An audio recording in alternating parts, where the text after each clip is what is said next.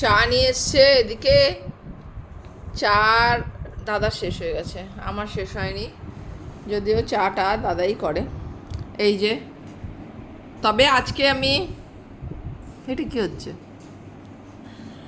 আজকে আমি ঠিক করেছি ছেলের ফোন করলে তোমার ফোনে আর ধরবো না আমি। কারণটা কি? কারণটা হচ্ছে আজকে ছেলে ফোন করেছিল, আমি ধরেছিলাম, তাতে আমাকে ছেলে শোনালো যে বাবার ফোনেও তুমি ধরছো।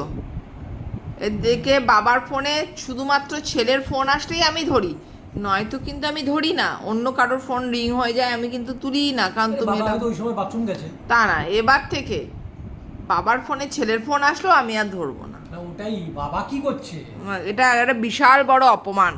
এর আগে তুমি বলেছো আমার ফোন ধরবে না, ধরি না, অন্য কোনো কারোর ফোন তুলি না, বেজে বেজে রিং হয়ে যায়। কোনদিন বলিনি কারোর ফোন ধরবে না। কল এলে দেখবে বলেছো, হয়তো কোনো গোপন ফোন তখন থাকতো, তাই হতে পারে।